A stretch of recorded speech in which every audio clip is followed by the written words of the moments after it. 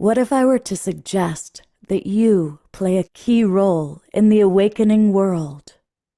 And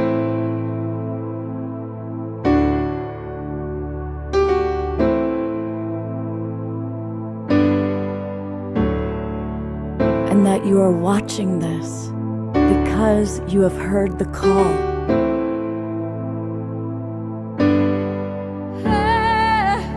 We can start right now by opening our hearts and minds.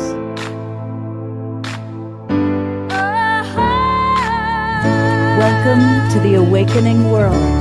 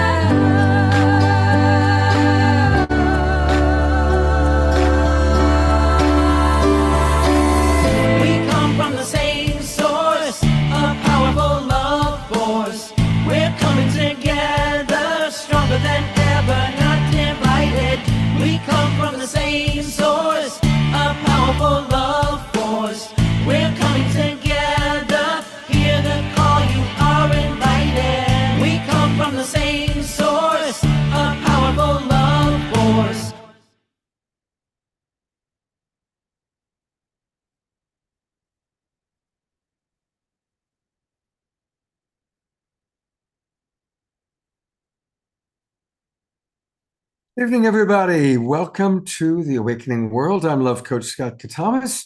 We are blessed to have Desiree kind of giving you an energetic imprint of what I and some of the other people here have to say tonight.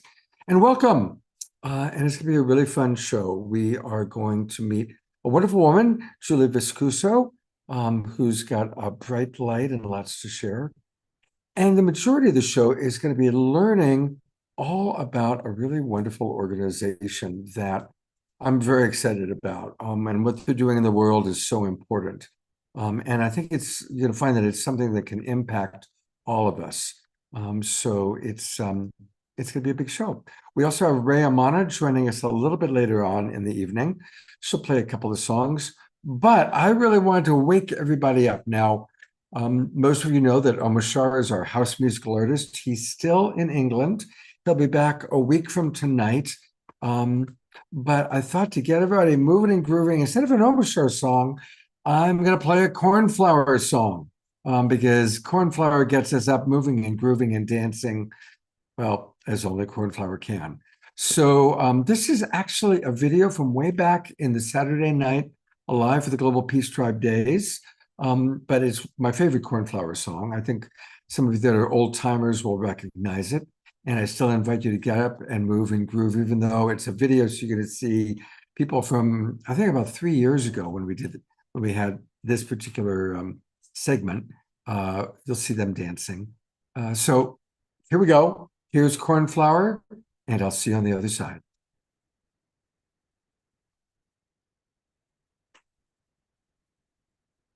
And I'm beaming in live from Northeast Tennessee. And the song I've got for you is With All Things. So here we go.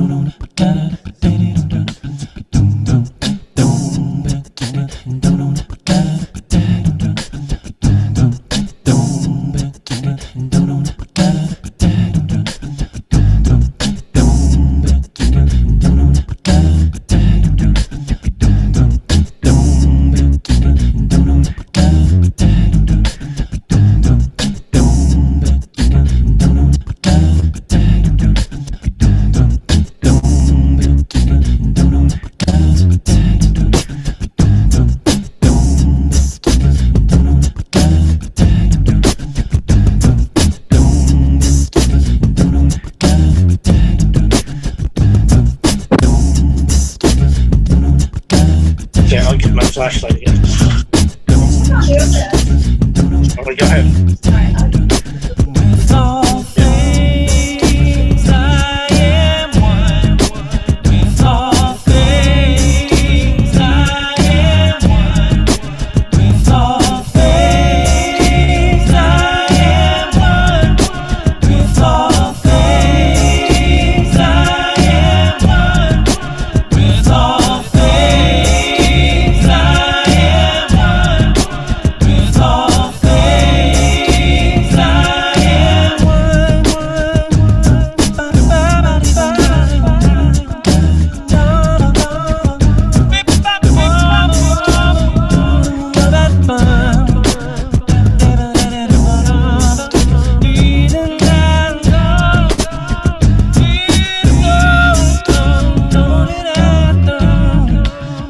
I am the light, I am the sun, I am the moon, I am the love, I am the stars deep in the sky, I am the source of my own life. With all things I am one.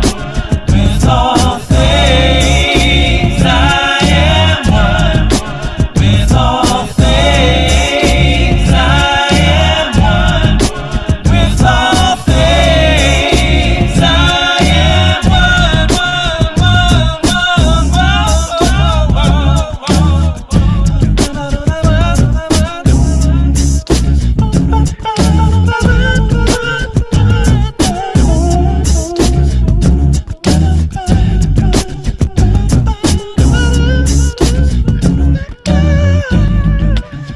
I am the depth, I am the storm, I am the river, I am the flow, I am the silence deep in the trees, I am creation within every seed. With all things I am one.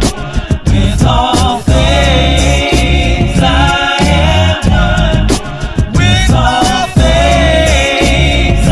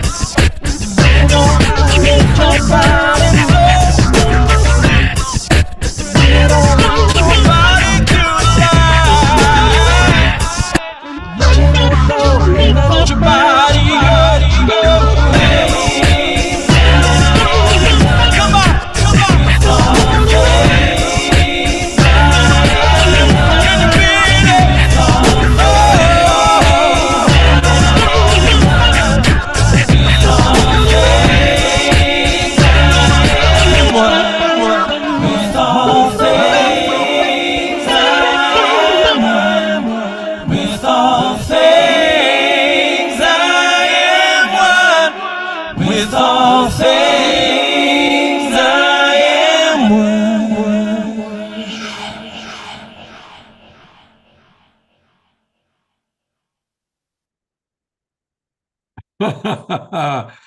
Yeah, I got everybody grooving and moving and all sorts of good stuff. Yeah.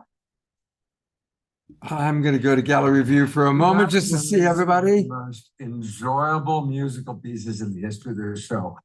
Of course, the music is amazing. That's me from before. There we go. Thought I recognized that voice. Hey, everybody. Welcome all of our Awakening Worlders. And I see Wowza is in the audience. And I believe you just had a birthday, didn't you? If you My unmute for 89th birthday. no, say it again because nobody's gonna believe it. How old are you? 89. Oh, Amazing, woo. absolutely amazing. Well, wowza, it's great. I had seen you at a birthday, and I was delighted to see you come into the Zoom room just in time to move and groove to Cornflower. So happy birthday! And I can't wait to see the next 89 birthdays unfold. Can't wait till 90. I'll have more clout. Oh, well, we'll have to do your 90th birthday party on the Awakening World. That'll be fun. All right. Well, welcome. Great to have you with us. Thank I am going to get us started by bringing up someone we love. We love Dr. Kat.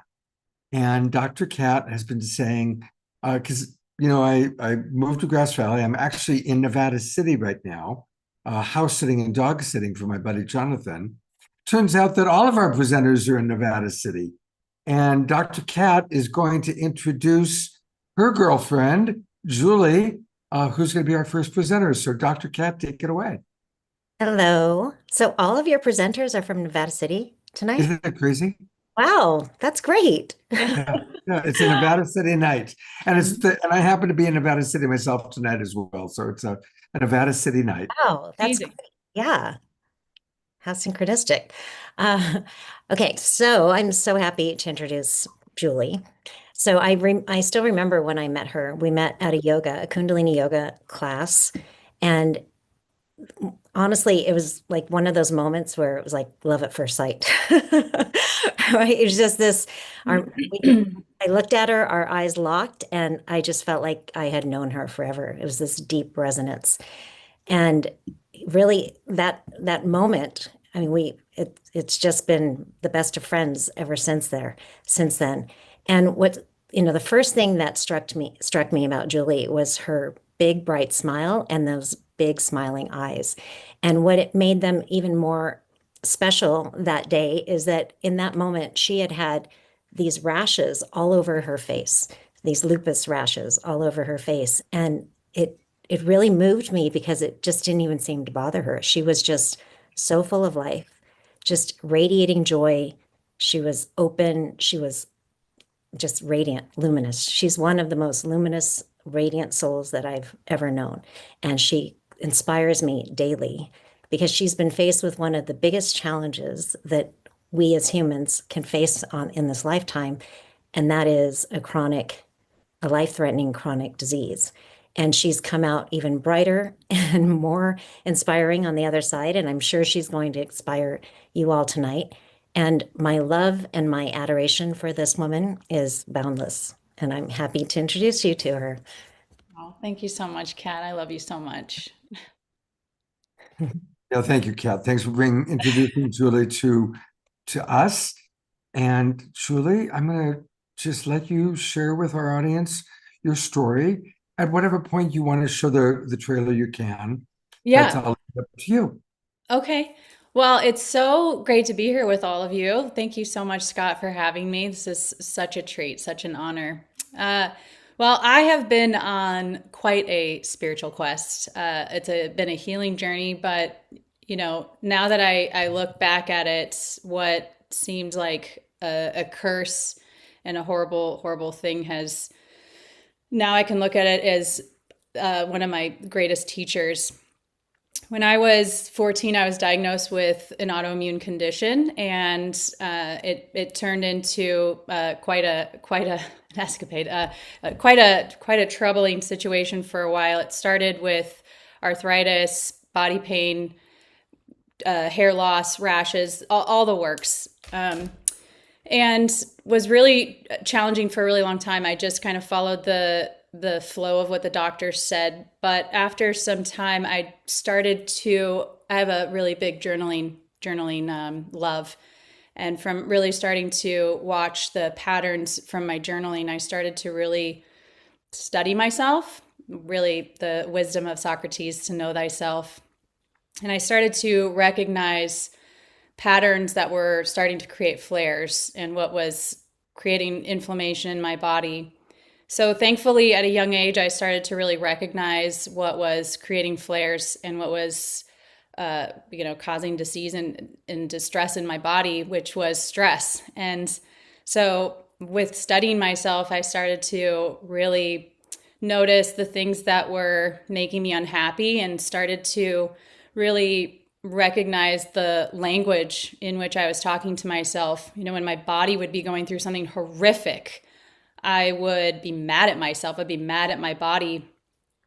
And it was throughout these, cycles and patterns, I suddenly started to recognize, what if I started to be really kind to myself? What if I started to be gentle to my body while I was going through all of this? It's kind of like if a kid falls down, you don't yell at the kid. You pick the kid up and you hold them and you comfort them and you take care of them. Well, I started to do that for myself.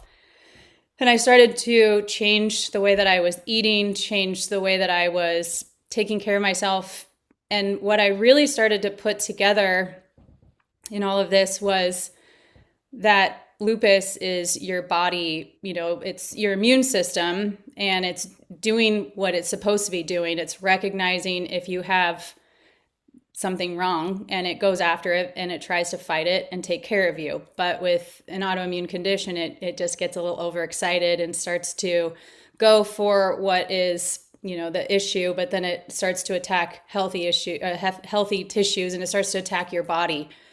And with journaling and writing over and over, I started to recognize that my body attacking itself, like they say, it's your body attacking yourself. I started to recognize through my journal that it was also my mind attacking myself. I started to recognize the negative loops that were happening. And so I really got positively obsessed with affirmations and speaking really kindly to myself. I just started repeating a list of affirmations over and over and over, trying to kind of rewire my brain and to start to see myself in this positive way. And I started to really recognize some wonderful, wonderful results from it.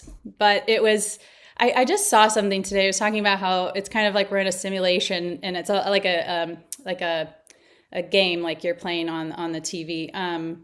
And it's like you're getting to a level, and you pass the level, and then you get more tools, and then you still have to go through all these obstacles, and then you get to the next, and then you pass that, and you get more tools. Well, I feel like that's everything I've been going through. So I learned the affirmations. It was like a tool. Then I got to the next one, and then my health got worse. So then I started to apply them, and then I had all these new things that started to happen. So I had to learn more tools. I started to study A Course in Miracles. I started to practice Kundalini. I started to learn how to activate my life force energy.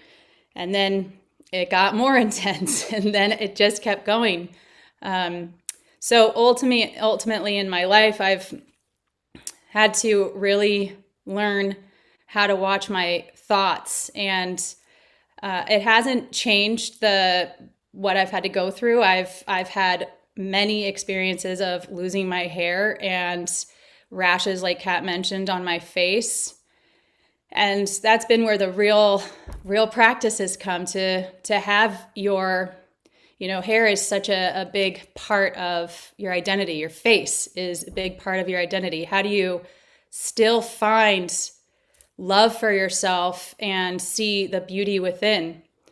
I had to really, one of the times I was I lost my hair, I remember praying about it really deeply and saying, how do I find fun in this? How do I still try to connect to my soul, which my essence is joy? I am a joyful person. And, how do you come back to that childlike essence within you? And that was what really started all the sparkles and feathers in my hair. I had lost so much of my hair. I literally was doing like a comb over with just whispers of hair. I had a friend put in some feathers. And this is where the mind-body connection is so powerful. I had no hair and just strands of feathers and big earrings to kind of cover it in. And my hair responded. It grew back. It started to grow back. And, and journaling through all of it and supporting myself through the hardest of moments, I started to really recognize that my body was listening and that it just wanted to be loved, especially when I was going through the hardest of situations. So the more I started to recognize that, the more I really wanted to show up for myself. I started writing love letters constantly. I remember sharing with Kat one time that I had written a letter to Lupus. Lupus, why are you so mad at me? What are you trying to show me?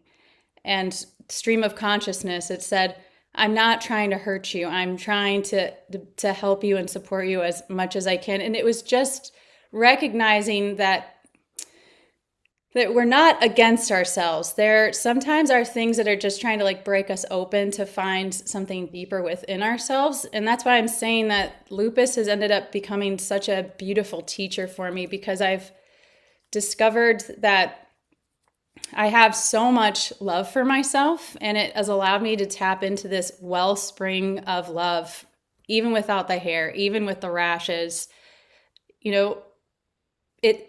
are not just this body. We are a soul having a human experience. And I'm so grateful that I've been able to experience that so deeply. So, I've really practiced this for so long, and I got through a really beautiful, really intense wave of lupus, got out of it, and thought I had, gotten completely out of it. And I went into another deep dive of the lupus getting really intense and attacking my kidneys. I remember going through a wave of my body starting to swell. When your kidneys start to fail, your body can start to retain water. And again, I was confused with this. I thought that my, it's confused and angry body. Why are you doing this? And ultimately later I realized that your body does that to actually protect you and your organs. Your body is always doing whatever it can to support you. And so when we start to work with it, it really is, it's an incredible thing to realize that our body is here and supporting us and working with us. I went into the hospital. I remember that I was lying in a hospital bed, 70 pounds of water weight, no hair, rash, lying there. And I remember I had been really looking up near-death experiences and spontaneous healings. And I prayed, God, why am I not having a miracle? Where is my miracle? And I remember getting this really interesting intuitive hit that it was me that didn't feel worthy of it. Like I still had all this residual anger and resentment toward myself that I've really recognized as a part of my dharma, my mission, is really letting go of all of these limiting beliefs. I now really spend a lot of time really focused on watching my thoughts and really learning how to support myself in so many ways. I ended up getting put on dialysis for 5.5 years. And I was really, in the beginning of it, after I had that realization, I became, again, really positively obsessed with healing. I decided that I was only going to think about healing. I was only going to allow my thoughts to focus on that I was going to heal. And for the first, I think, 6 or 7 months after I started on dialysis, watching my thoughts, being so hardcore and conscious about that, I actually started to watch my kidney function increase. It went from 9% to 13% to 15% to 23%. It went up to 34%, and was very rare for, I mean, the doctors were absolutely shocked. I went from 2 bags of solution of dialysis and 8.5 hours to one bag of solution to 1 treatment once a week. I was almost completely off, and then COVID happened, and I sort of lost my thought process due to feeling really frustrated with where the world was, and it feeling really backwards from the way I was thinking. And it was a good lesson. You know, I've really come to realize that everything is here for our highest and best. It was a really good moment for me to recognize again just how powerful our mind and our thoughts are. I don't regret that moment at all. I feel like everything shows up for us to learn and grow from. And I just saw that that was the case and got back to really watching my thoughts and being really positive. I started my dialysis again, and then proceeded for the next 4 years when I would set up my machine, being extremely grateful for this machine, really recognizing that there is so much beauty in Western and Eastern practices, and that this machine was a gift. It was allowing me to live my life, and really focusing on practicing on like how beautiful this machine was, and how it was so just whistling while I hooked myself up, singing while I hooked myself up, and really watching my thoughts. So, I mean, now I've officially gotten my transplant, and it's gone beautiful, and I've just been able to recognize that when you really show up for yourself in a positive, loving way, when you really speak to yourself in a positive, loving way, you can experience so many miracles through these things. My body has shown me so much. It has shown me the power of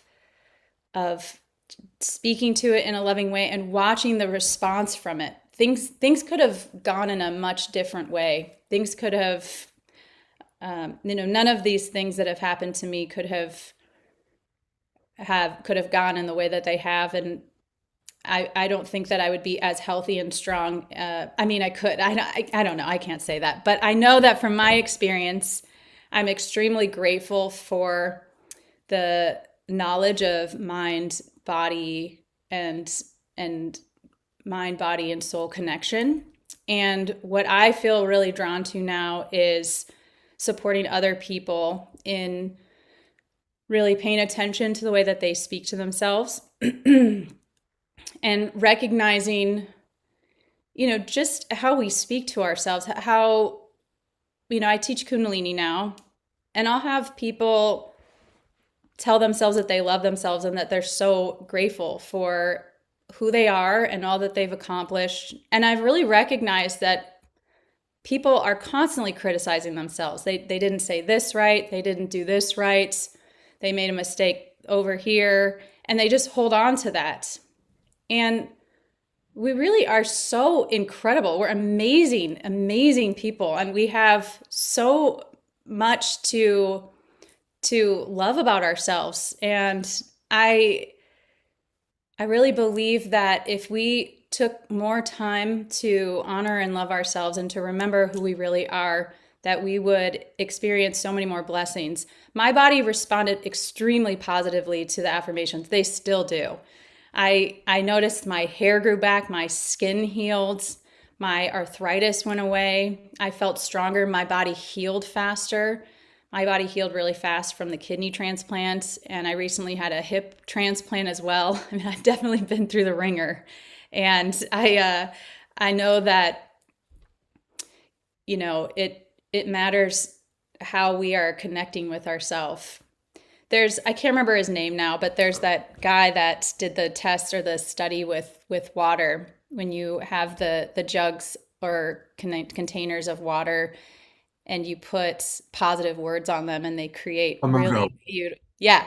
And you create really beautiful crystal particles, and then you can also put something really negative on it and creates almost blobs.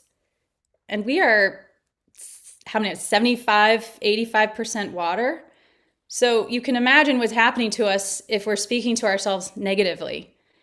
And I just feel like I've had the personal experience of really speaking to myself in a positive way. And mantras have been really great for that. And journaling's been really great for that, to really observe yourself, to really take note of what you are saying to yourself on the regular, and do you have a mantra?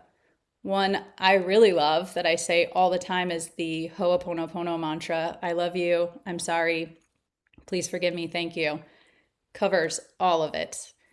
And one thing that's really great is, I know that this is going to be a practice forever. I'll never totally master it. It's very easy to notice that you've gone into a negative place.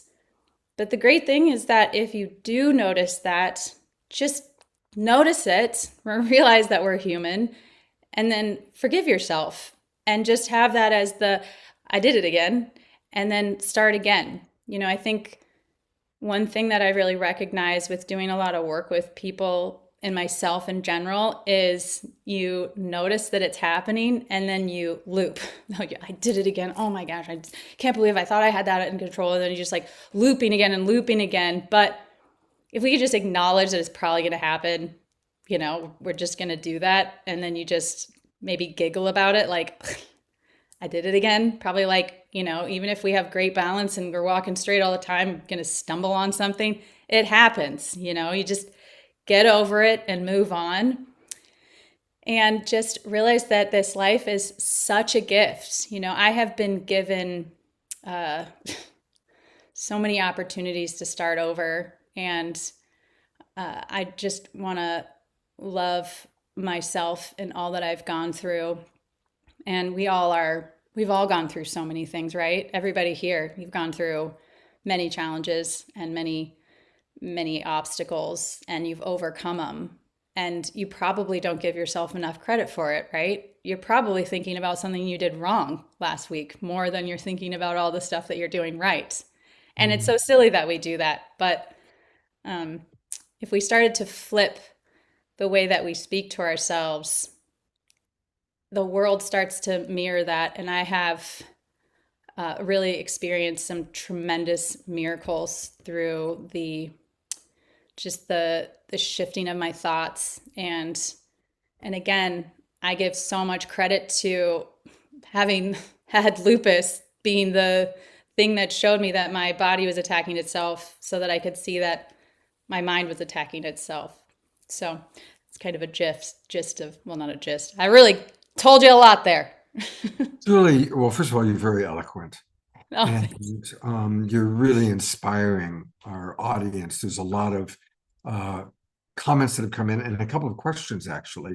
Oh. So I'm going to say the comments, and then we've got a couple of questions for you from our audience. right. Desiree, in hearing you share this, shared with us that her daughter was diagnosed with an autoimmune disease at the age of 3 and has had hundreds of doctor appointments, therapy appointments, all between the ages of 3 and 5, just dealing with that. So that really touched her heart. Susan Blomquist writes, "Thank you, Julie, for your sharing. This experience and your way of practice is inspiring." Eleanor Joy writes, "Quite an amazing and grueling journey." And your friend Dr. Kat says, "It's the power of love." Dorina Joy has a really fascinating comment. Dorina Joy's coming to us all the way from Ecuador.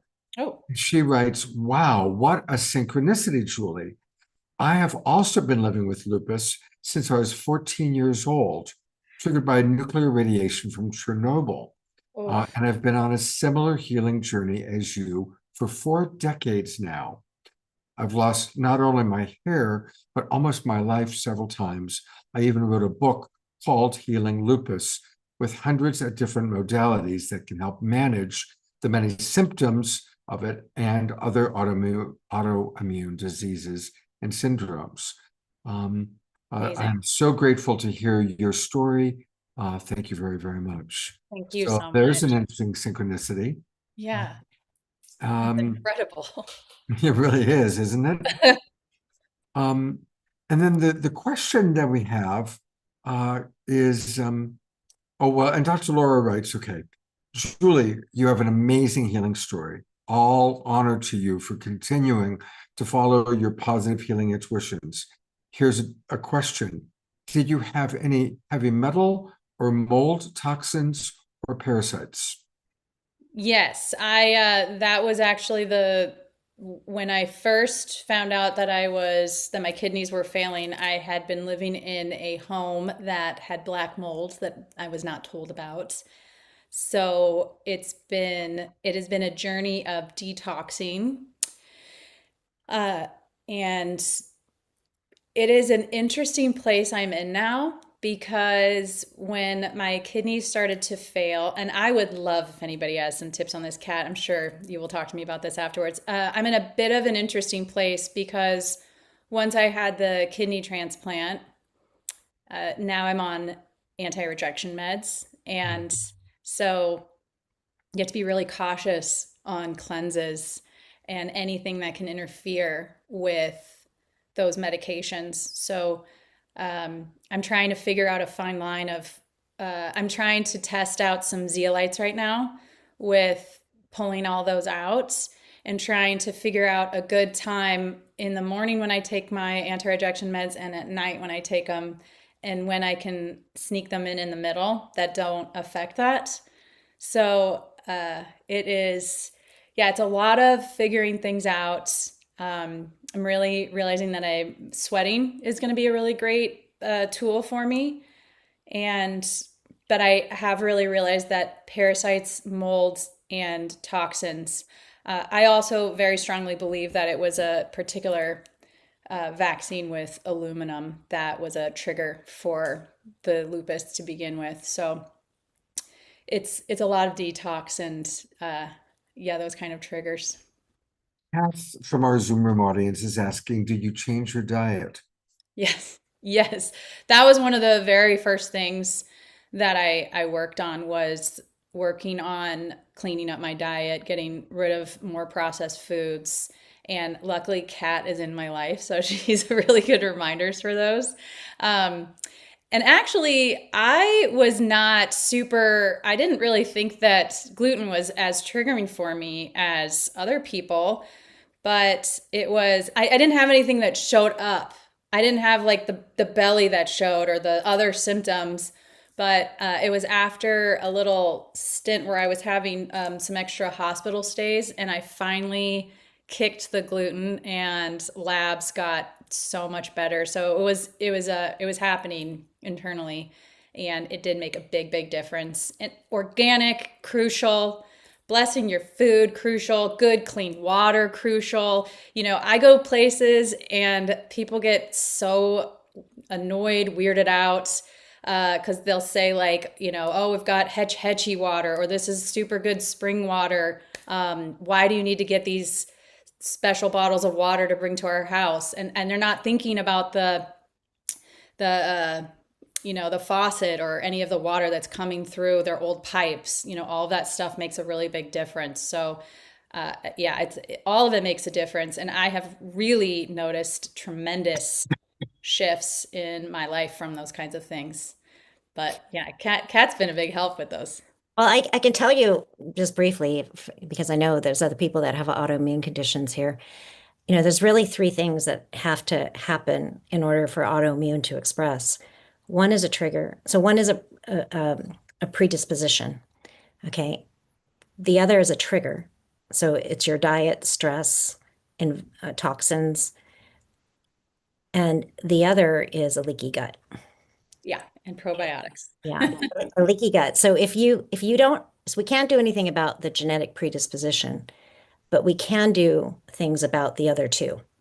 And so all three of them have to be present in order for autoimmune to express. And so if you can remove the trigger and heal the gut, or just remove the trigger and maybe the gut will heal, then it won't express. And that's not something that conventionally trained doctors know. So you might need to look at alternative methods in order to help heal the gut and remove the trigger, figure out what the trigger is. And it's usually not just one trigger. Okay, it's usually a combination of stress, toxins, lack of nutrients, and dental issues are a big one. Mm. Yeah. Thank you, Dr. Kat. So I want Julie to tell everybody what she named her kidneys. Oh, my kidney is named Angel. Angel has been a big blessing, and I tell Angel every day how much I love.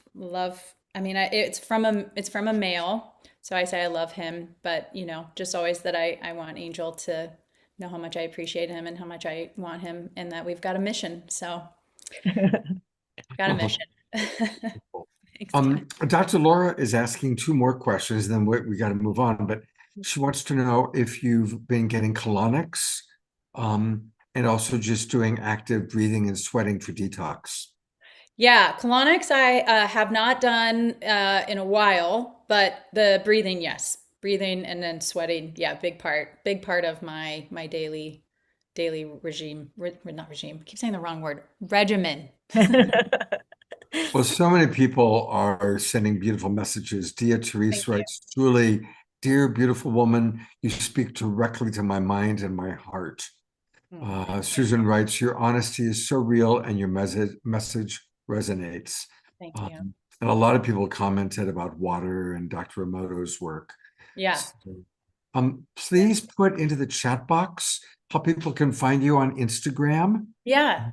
Because I think people are going to want to follow your story. And there's a documentary that was made about you. So she's going to put into the chat box the link to her documentary, which I'm sure many of you would like to watch the entire thing. And also the link to her Instagram. And I know I'm going to follow you. Oh, yes. And Dr. Kat, thank you so much for introducing Julie to us. Yeah, thank you so much. Yeah. And thank you to Jeffrey Colebrook. In the beginning, there was Jeffrey, and Jeffrey begat Kat, and Kat begat Julie. And it's your turn, Julie, to share somebody with us. Oh, yes, for sure. Oh, thank you so much. Yeah, we are a community, that's for sure. And I love the way we flow together, in and out and around. So, and it keeps growing and growing with the love that we all share with each other. Thank you. Yeah, thank you. All right, well, we are going to move on to kind of the main part of the show, although my gosh, it's hard to follow Julie. What a wonderful presenter, very eloquent and such an inspirational message. But it is my pleasure to bring up, also from Nevada City, Michael Joseph, and also from Nevada City, Phil Mederi.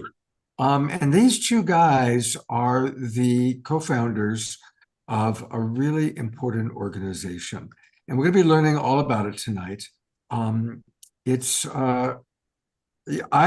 looking forward to learning from them because they have an understanding about contracts and finances that are really important. Their organization is called the Sacred Honor Educational Fellowship. I'm going to put the website into the chat box, but I'm going to read to you actually. And for those of you watching on Facebook or YouTube, the website is Sacred, HONOREF, or you could say sacredhonoref.com. And I really like this invitation. In a world of invisible contracts, where natural rights seem dishonored, there comes a time when spirit calls us forward to walk a path of self-determination, to honor and uphold that which perpetuates and protects life. And spirit has come through Phil and Michael. So, any of you out in our audience, do you find yourself asking yourself these questions? How can I protect my rights and stand in my power within, or better yet, even outside of the public system? Can I do this lawfully? How does the government and public systems limit my freedoms, and what alternatives exist? What is the difference between conducting my affairs in the public versus private? How can I protect my family and my assets from regulatory overreach or unnecessary exposure? And finally, is it possible to live in alignment with natural law while navigating our modern systems? Well, those are the questions that Phil and Michael are here to answer us tonight. So thank you very much, gentlemen, and welcome to the Awakening World. Thanks, Scott. Appreciate it. Great introduction. Yeah. I just have to comment. Thanks for playing Cornflower, by the way. I haven't seen Cornflower in years. He's just amazing. Love that guy. He was on the show a couple of weeks ago. Oh, was he? And so when I, was looking for what I said, yeah, people really love Cornflower. So that's where I found that older video from him. But he's doing great. He moved back to North Carolina, I believe it is, to take care of his mother. But he's doing well, and so is she. Yeah, seen him around. Small world. Yeah, indeed. And wowza, so aptly named, I have to say. Yeah, wowza, I want to know all your secrets. All right. Yeah. We have a lot to share. Well, Scott, thanks for the introduction. Just more specifically, in the Sacred Honor Educational Fellowship, really what we share with people is self-governance. Just speaking from a constitutional aspect, the original Constitution was designed to limit the legislative powers of government so that people could remain in self-governance. So what that means is that we can govern our lives in a private instance without needing the government for any form of interference. So we teach people the distinction between what that public system is, which we'll talk about, and what private really is. And within the Foundation for Self-Governance, which is part of the fellowship, it's the kind of the core courses that we share with people so they can learn how to self-govern themselves. We have what's called National Status Passport, Trifecta, Aloydale Land, and Equity. And Phil is the director of the equity portion of this Foundation for Self-Governance. I'm the founder and of the founding director of the Sacred Honor and the director of the Trifecta and the Aloydale Land Pathways. So there's a big group of us within this fellowship that are many, many, many, many years learned in law.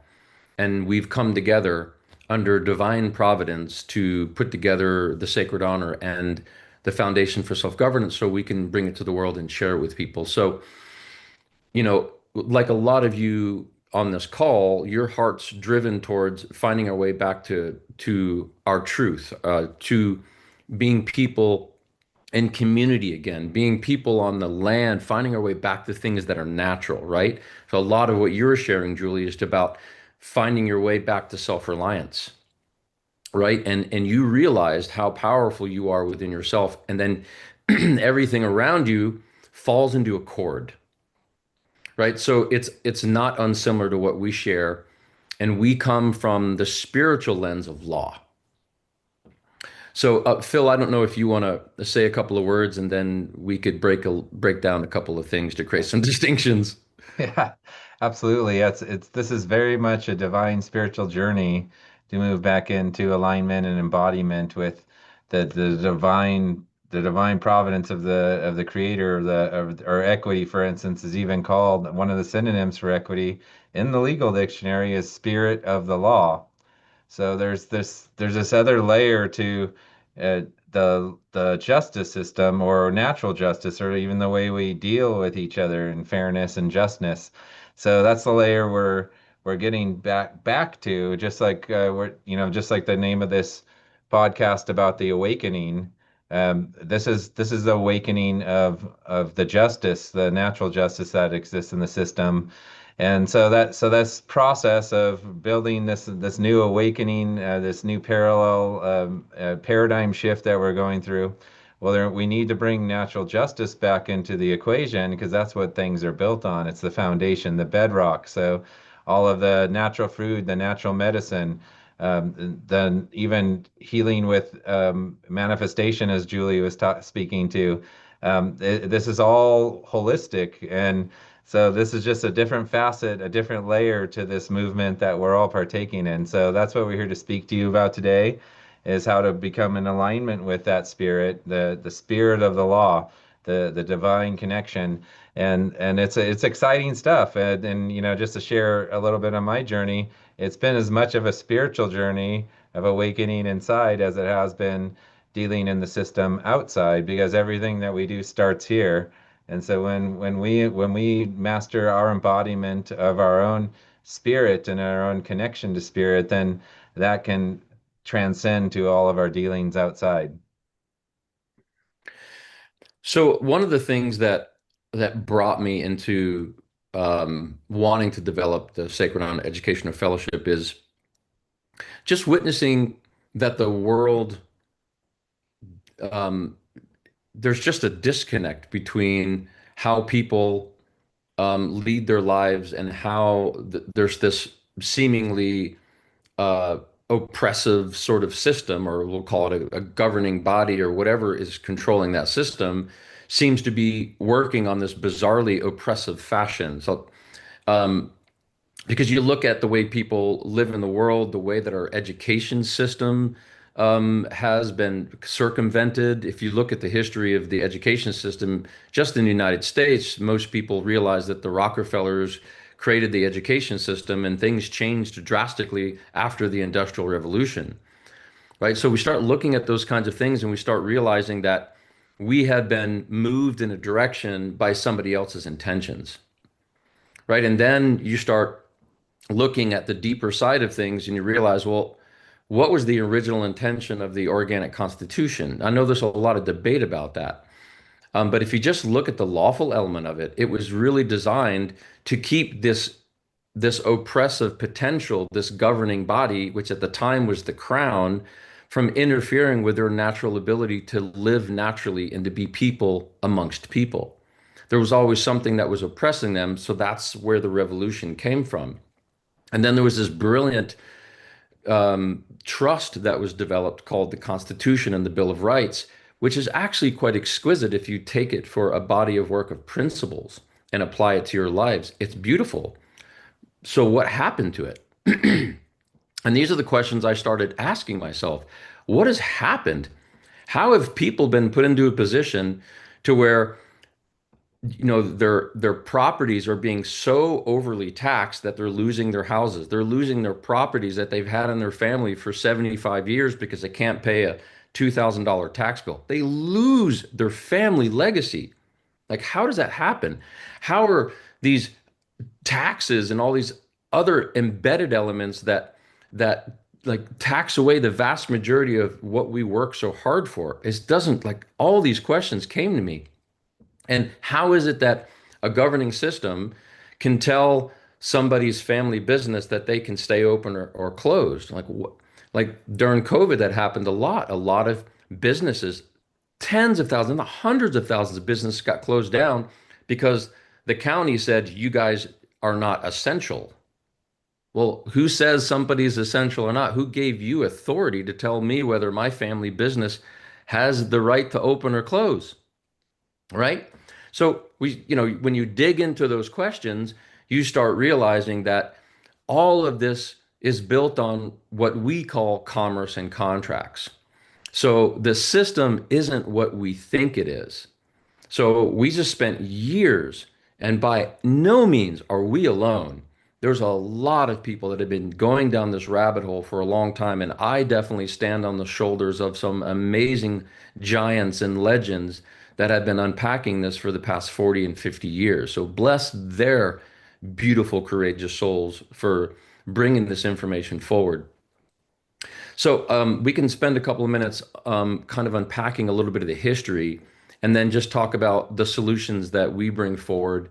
That seems to be a phenomenal swell that's going on, not just in the United States, but all around the world. People are really starting to awaken to a lot of the information that we share.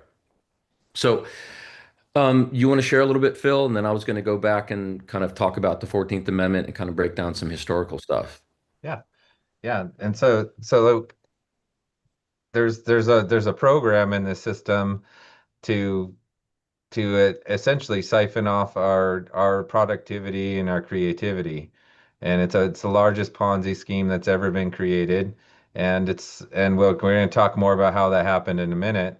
However, there's a sense of, overwhelm in a lot of us when we start to talk about the law and legal. You hear the word legal get thrown around, and legal is a contract. I'm sure you can relate that everything you have to click a checkbox for term and conditions, or there has to be a contract or a signature that accompanies that. And what's really being shrouded here is that we are the only ones, the living, breathing, sentient moral beings that live in the image of the divine, are the only ones that can create productivity in this system. We're the only ones that can create value. And so when that's been encapsulated by some man-made system, and I want to say for a second, just to draw more parallels, there's two systems to choose from. We can live under the divine, which is that created all that we are and everything around us, and entrusted it to us to caretake this system, this world, the forests, the trees, the rivers, all of it was entrusted to us to be the stewards of that. And so we have that system where we're living directly in the image of the divine. That's natural. And in the law, they call it private. So that applies to the living. Now we have this other man-made system that was hijacked in essence because the other system's a mere reflection of nature. It's a fictional system that's created by man and administered by man and government, and that system is an inverse. It's like the looking glass. It's an inverse perception of what nature is. But the more we can be convinced that fiction is the reality, that's where the inner work comes in. That's where the inner shift comes in. And we deal with this constantly. One of the biggest things to coming into self-awareness, self-responsibility, self-governance, self-awareness surrounding all this is to deprogram or declutter from what's been programmed in. And Michael alluded to the education system. Let's talk about the governmental man system. That equates to public, okay? Public and private, living and fictional. In the law books, they even call it the fiction of law. It's being told to us what exists in this. So that programming that most of us who went to the public education, we were programmed to have a limited set of options and also a perception on how things actually function, where some don't go to the public school. That's why there's private schools. That's why there's private jets and private clubs. And we're being told here where they sit inside of the system. It's even on the money. You can pull out a Federal Reserve note right now and look on the front. It says this is legal tender for all debts, public and private. Now, lawful falls under a private, and equity lives in the private, whereas legal, which is commerce and contracts, lives in the fiction. That's the only way the fiction can gain our consent and our participation in that system is through contracts and commerce. So with that, I'll pass it back to Michael. Great. So I'm going to and Michael, just a reminder, at some point, pick a moment when Ray Amana can join us and do a song. Great. I know just the moment. Thank you for that. Okay, so I want to pull us back just a little bit. So what Phil was talking about is that the law is in the contract. So we're talking about commerce and contracts. And I want to create some distinctions.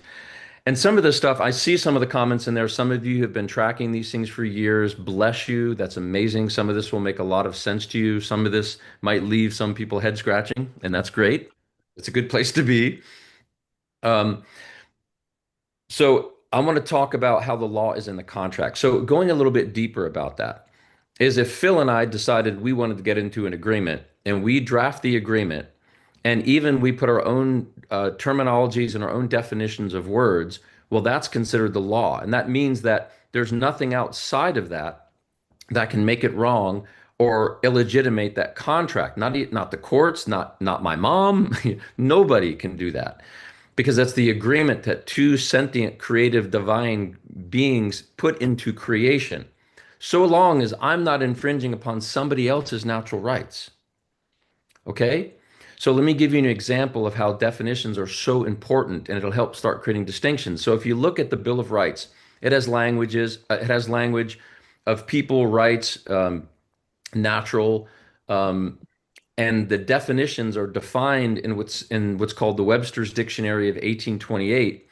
And the definition of the word person or people, well, people is mostly spoken of. Person, I believe, is mentioned twice. The definition means a sentient living man or woman, the entire definition, not just part of it. Now you fast forward to the language of the 14th Amendment. The language there doesn't mention people at all. It says persons with benefits, privileges, and immunities. So if you look up the words that are defined in the 14th Amendment and the statutory system, which is called the Black's Law Dictionary, if you look up what a person is in the Black's Law, the super duper vast majority of it means a corporate entity, a vessel, a partnership, right? Have you guys ever heard of a corporate person? This might kind of ring a bell. So why is it important to know that? Because the 14th Amendment is actually a contract, where the Bill of Rights is a trust. So why did that happen? Because there was a movement going on at the time where I'm just going to minimize the deeper conspiratorial element of this and say that the world bankers had an agenda to obfuscate or take over the United States. And they did it very, very, very slowly, but they did it. And it started after the Revolutionary War, when Lincoln was killed, and then the Reconstruction period happened. Suddenly, all these massive things started taking place. And one of them was the 14th Amendment.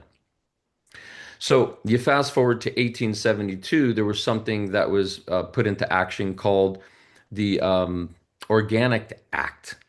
So the Organic Act of 1871 established the United States federal corporation inside the 10 square miles of Washington, D.C. And that's the jurisdiction that it still has today, just the 10 square miles of Washington, D.C. So how is it that the 10 square mile jurisdiction of Washington, D.C. has any authority and power in California or Missouri or Texas or Florida? Because what they did is they established a corporation, and then they established municipalities.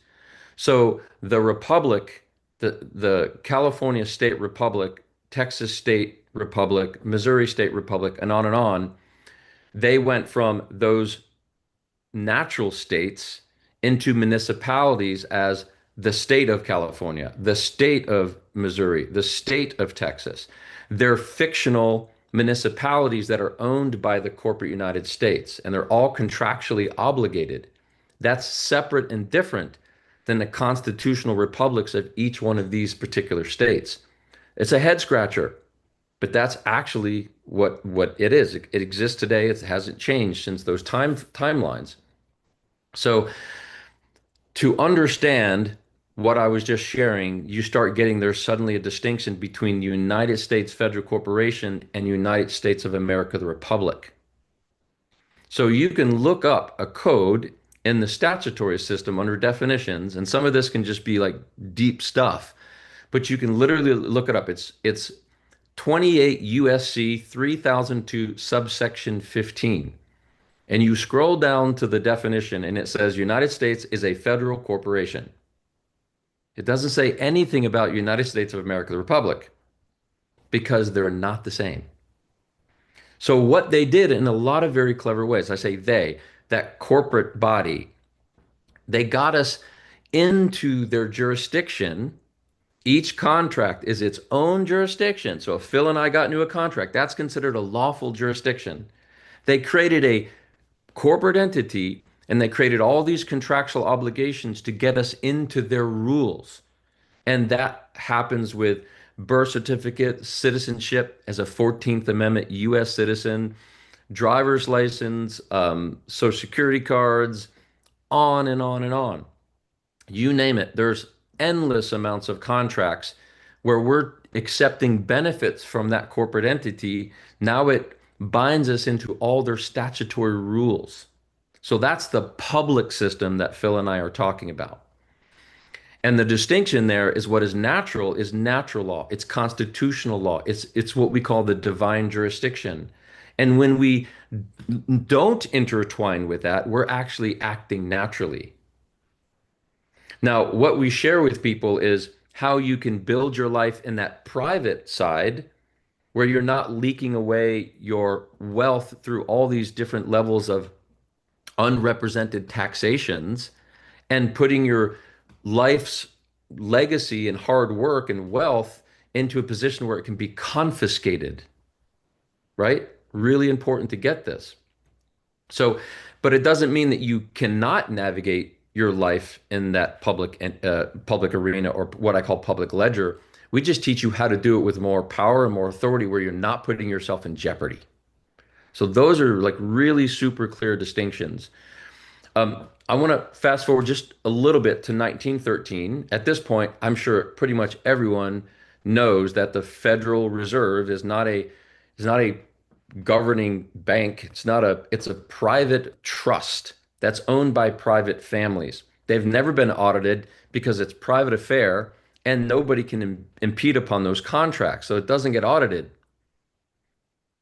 Right? So that was part of the development of what we call the commerce and contract control mechanism that was put in place by the world bankers in simple form. So it started in the Reconstruction period with 14th Amendment. They ushered people in to that 14th Amendment contract. They established the corporate United States in 1872 in Washington, D.C., and then they installed the Federal Reserve in 1913, and then a whole lot of stuff happened in 1933. So I want to let Phil unpack this just for a couple of minutes, and then we're going to talk about some solutions in the Foundation for Self-Governance. But before that, Rhea can come in and sing a song. So Phil, just unpack some of the things that took place in 1933 with the Emergency Banking Act and the switcheroo with the gold and silver. Yeah. So as I mentioned earlier, there's nature on this side of the mirror, and on the other side of the mirror is fiction. So in order to animate the fiction, there's no substance there. There's no productivity. There's no life force. It needs to be brought over from the living, which are the only ones that can create. So in order to animate the system, it requires natural substance. Well, before 1933, the constitutional tender was gold and silver. And it said nothing shall be used as payment except for gold and silver. So in 1933, when the federal corporation went bankrupt, it was a golden opportunity to build the Ponzi scheme I'm speaking of. So what happened then is gold and silver, the use of gold and silver for the payment of debts was made against public policy. So they brought in something unconstitutional. There was no constitutional amendment. So what they brought in was the public credit system, or what it actually is a public debt system. There's no way to ever get out of it. The debt only piles up, and if you try to settle the debt, well, liquidity dries up and there's nothing to go around because it's all debt. So what happened? Who's the substance behind the public credit system? Well, it's the people, all the people of the nation. That's where the productivity is. So how can ones who need this to animate their system, they need to extract that value from the living over to the fictional side. So in essence, hey, Michael, you're the gold. I'm the gold. Scott, you're the gold. Julie, you're the gold. Kat, you're the gold. Wowza, you're definitely the gold. Okay. So we became the gold in the system. So we weren't told that in public school, though, were we? That we're actually the value in the system. But in all of these contracts and commerce, we're set up to be the debtor in the situation where there wouldn't even be the loan, in quotes, if you hadn't signed the application to create the energy to generate those credits. So, and I'm getting down a rabbit hole there. We can't go too far down that one. But what happened was equity as remedial justice, as natural justice. I say this a lot. How many of you have heard of common law before? I mean, if you've heard of common law, How many of you have heard of Admiralty Maritime before, or Admiralty? If you haven't, then look no further than the gold fringed flag in the classroom or in the courtroom. All right, that's telling you what jurisdiction you're in. It's the Commerce and Contracts Trade jurisdiction. And how many of you have heard of equity? Equity as far as a justice system, because those are the three that are available to us in the United States Constitution. And equity has been around a lot longer than that. It goes back into biblical times. It's at the root of the law of nations. It's the natural law that's in the system that comes before laws are written. It steps in when laws don't provide sufficient coverage for a remedy, and it'll be there after they're all gone because it's what's innate and what's natural in the dealings between living beings. And it exists fully in our justice system. It's an Article 3 jurisdiction. So equity always looks to provide a remedy, and the ones that design this corporate system know this. They don't want to be contrary to natural law either. They use it, they live by it, and so they wrote into this public policy our remedy in equity, which is called discharge. So there's no longer a way to pay for anything any longer. It's all charge and discharge. It's like a keto.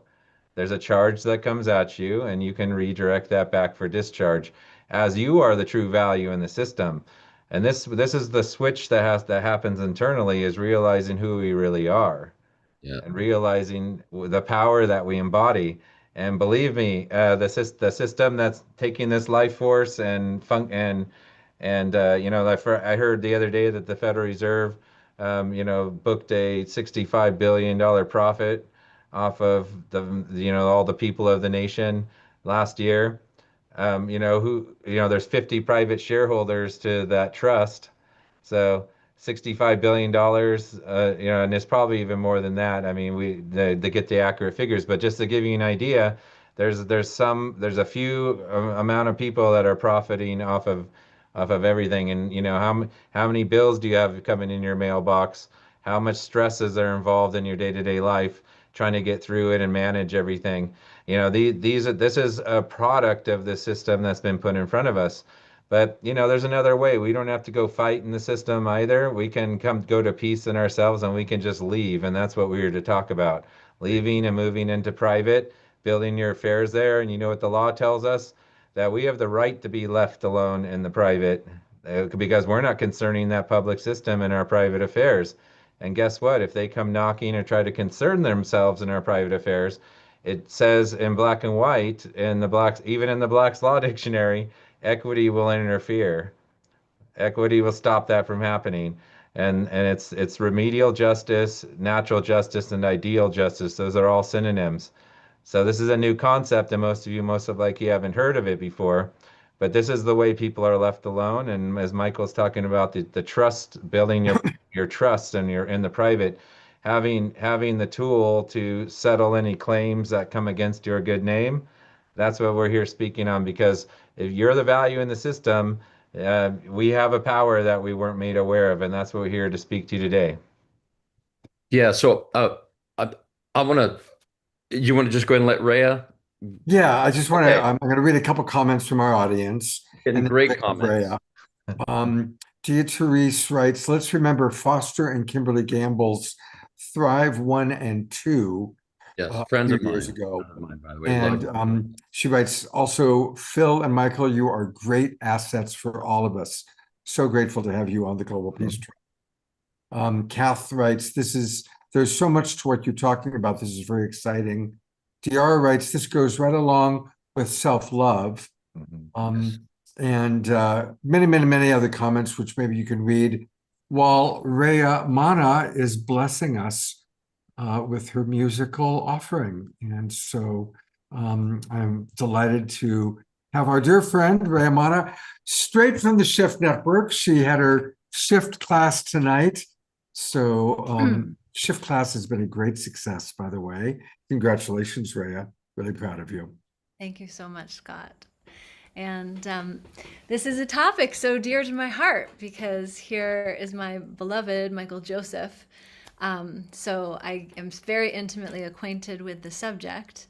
And this song actually came out of my own inquiry. You know, Phil is so knowledgeable and articulate in his way of describing and pulling through divine wisdom and equity. The first time he explained it to me, he said, equity is the feminine and law is the masculine. And I was like, wow, that is so beautiful. That was just like a game changer in my life. And another thing that Phil had brought through is that, or maybe, you know, there's just such a good team together, Michael and Phil, but this notion of like, you know, we can only serve one master. And for those of us in the spiritual world, we realize that, you know, that's the truth of who we are. And so just evaluating in our lives how we can better serve that one master that is our divine selves. And so an aspect of this work that they bring through is how to really navigate our lives in the private. And the fundamental principle of that is something called the Declaration of Self-Knowingness. And that is really how we come back to ourselves as spiritual divine beings. We have the breath of life through us. We are imbued by the power of Creator. So therefore, everything in our life is our ministry. So, you know, being protected in the private, there's a clear separation of church and state. And so when we recognize that we are living in God's kingdom, we are God's children, of course we're living in the private. Of course this is a whole different orientation.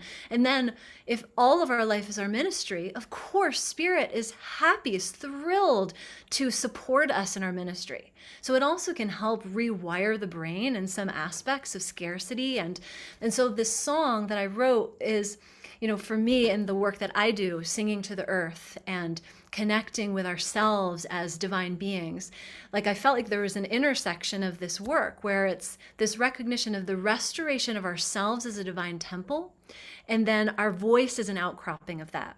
We used to have the power to speak the word into existence, and the work that I do is helping people reconnect and re-empower that aspect of creation. And so this declaration of knowingness is like this fundamental piece. It's like, you know, who we really are. So I'm going to sing this song called My Body is a Church.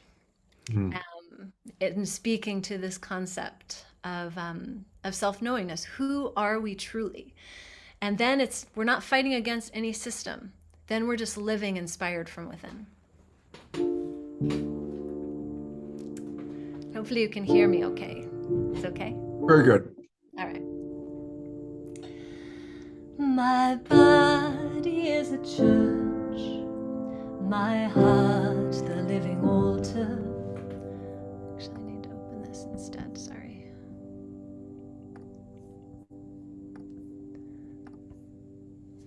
The forest is my temple, the mountains are my oracle. My body is a gift, adorned with sacred pathways, like the trails that lead to fertile fields and flowing waterways. My body is a church, holy and miraculous, as is the world around me. The waters are my sacrament, the ground beneath my feet is as hallowed as it gets. All creation singing praises to life immaculate. Beautiful,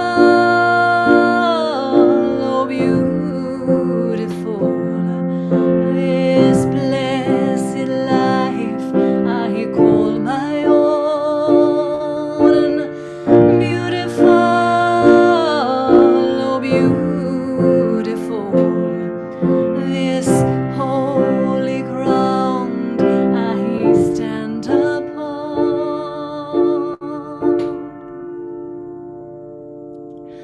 My body is a church, the place I go to worship. The forest is my temple, my heart is how I connect. On my head a starry crown, my feet upon the kingdom, my left hand filled with mercy, my right hand wields the discipline. My body is a church, my soul ordained by the Most High, in service to the intelligence of the great architect of life. Oh, love pours through the fabric of all of space and time, and we hold the magic that makes the world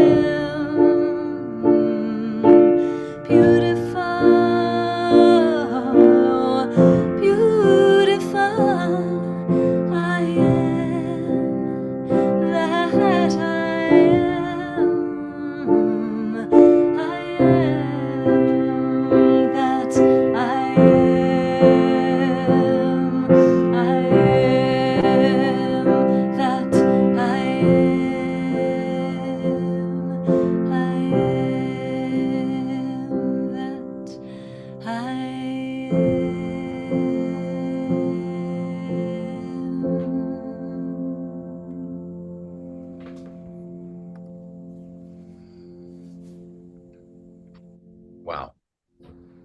What a beautiful, passionate introduction of your appreciation of your beloved Michael and of Phil. And then what a perfect song. Absolutely beautiful, Rhea.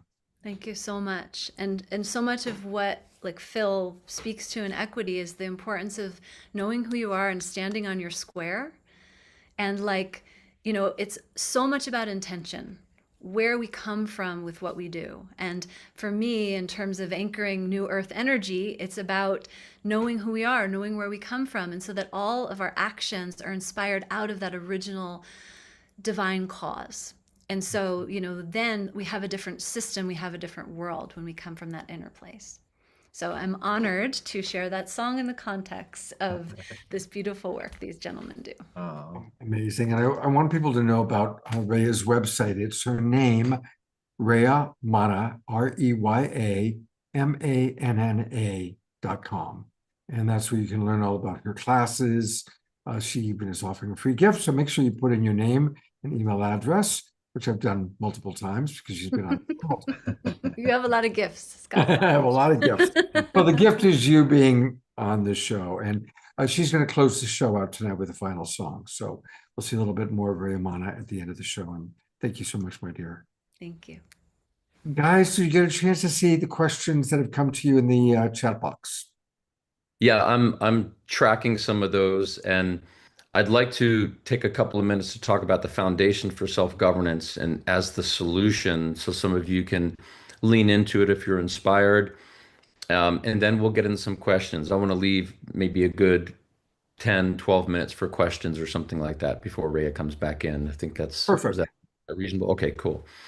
So before I get down that rabbit hole of Foundation for Self-Governance, I wanted to share with you that you can go to our main membership site. We call ourselves a fellowship. Some people call us Sacred Honor, but it's sacredhonoref.com. Yeah, sacredhonoref.com. You can spell out Sacred Honor Educational Fellowship.com if you want, but we just abbreviated the E and the F. So sacredhonoref.com. You can become a general member. It doesn't cost anything. It's complimentary. And when you come in, there's a really, really brilliant documentary. I call it an edumentary called Breaking the Spell. It's an hour and 4 minutes. And it is a really brilliant breakdown of a lot of the things that Phil and I are talking about, obviously in much more detail with a lot of the references that are necessary for people, and we encourage people to do their own homework and track some of these things. And then from there, you can join any one of the pathways or any one of the membership orientations if you want to go deeper into your learning. So I wanted to share that, sacredhonoref.com. Yeah, so there you go. So Scott is going through. It's very, very simple to join, but it is a membership. So basically, as a membership, we exercise life in the private. So when you join it, you're basically showing that you're coming in consensually as a living, sentient man or woman. You're not coming in clothed in office. You're not coming in as a corporate person. You're not coming in as any form of agency. You're coming into a private setting. And within that private setting, we get to share with you all the things that we don't share in the public arena, because the public arena is not ours. We didn't create it. And I'm not interested in disturbing it. I'm just interested in helping people empower themselves and learning the distinctions between the two and building their life in the private. It's peaceable, non-controversial, and enormously effective. So the Foundation for Self-Governance, again, comprised of 4 primary pathways. Again, it's National Status Passport, Trifecta, Aloydel Land, and Equity. And I'm going to review them very, very, very briefly. And then we're going to open it up to some Q&A. And by the way, great comments in the chat, and I'm excited to answer some of those questions. So, National Status Passport, in brief, what it does is it's a very simple process to change your political status. It's that simple. So what you're doing is you're changing your political status with that corporate entity, and it's a way to use an affidavit, which is the highest truth of law, letting the U.S. Secretary of State know that you know the distinction between that corporate entity and your natural state self. Okay, so what happens is you go from becoming a U.S. citizen to a national. So a national is the pre-Civil War terminology for a state citizen. Okay, and it's a little bit hard to wrap the mind around without going into some further like history and some further education, but the simplicity is you're no longer relegated into the statutes and the laws of that corporate entity so long as you don't harm somebody else, right? Natural law states that there's not a crime unless somebody was injured, which means their property was injured or there was bodily injury, there was some kind of unalienable right that was affected. Okay? So that's natural common law. Everything else is statutory. If you get some kind of a ticket or something, well, you haven't hurt anybody. That's a commercial instrument. You're being issued a charge from a commercial instrument, and you can accept it or not accept it. But that's a whole nother discussion. In equity, you accept everything as the power, which Phil will talk about a little bit more. So in simple, what are the benefits of it? Well, if you're not in the corporate state and you're natural, then you understand that distinction between what is voluntary in regards to taxation. So you're not considered a taxable entity in that corporate system any longer as an individual, as a living sentient man or woman. Okay, it's important to get. Taxes are truly voluntary when you do the homework and see it. Okay, so, and the other thing is, somebody like myself, like I no longer have a driver's license. I use the National Status Passport card. I travel all over the world. I just got back from Europe a few weeks ago. I travel in my what I call my conveyance or my automobile privately. I'm not in any kind of commercial capacity. So when you know that distinction, then you can travel privately without encumbrances on common roads. You don't actually need a driver's license to travel privately, believe it or not. So there's a lot of great benefits from changing your political status. There's a lot in there, and you can learn about it in the National Status Passport pathway. Then there's Trifecta. So Trifecta has always been the heart of the fellowship. And what it is, it's the aspect of how you're building your life in that private ledger and you're protecting your legacy wealth through the divine jurisdiction of your temple or your church or your ministry or your synagogue or your sanctuary, whatever it is that you want to call it. It's your creation because you're the creator. right? So you create this entity out of your divine truth. And then that entity opens up a trust. Now that trust is an integration of that divine jurisdiction and has all those protections of the Establishment Clause of the First Amendment, right? Separation of church and state. You're navigating in the private. You learn this. And then you learn how the trustee of these trusts are the gatekeeper between the public and the private. And you start learning how to navigate public affairs. You might have LLCs, whatever's going on in the public. If you need licenses for certain things, as a doctor, if you're prescribing things that are patented products and they're very highly regulated, sometimes it makes sense to have an LLC or a public entity. And you learn how to migrate those funds back into the private where they're not affected by regulations. Private trusts don't have any requirement to report to the state. They don't have any requirement to report assets or growth or loss, right? A lot of power in this. And you learn how to protect your life legacy by being the power and authority of your private entities. A lot to learn there. And then there's what's called private membership associations, or what we call unincorporated associations, which are a more popular term these days, where you can build private clubs. The Sacred Honor Educational Fellowship is a private club. That is an integration of the church, which is part of the entity of the trust. The trust is the fiduciary of all the affairs in the public and some in the private, and some in the public. And then we navigate our memberships and all of our associations and how we navigate the work we bring to the world through our private association of the Sacred Honor Educational Fellowship. And you can learn to do the same things. There's a lot of great things to learn how you build your life in the private and still navigate life in the public as needed, but with a lot more power. So that's called the trifecta: the church, trust, private club, integrations. It's powerful, truly powerful. And then there's a Lloyd-O land.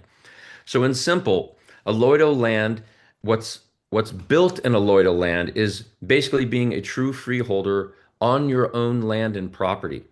So in the Constitution, treaties are the highest law of the land because it's a contract, okay?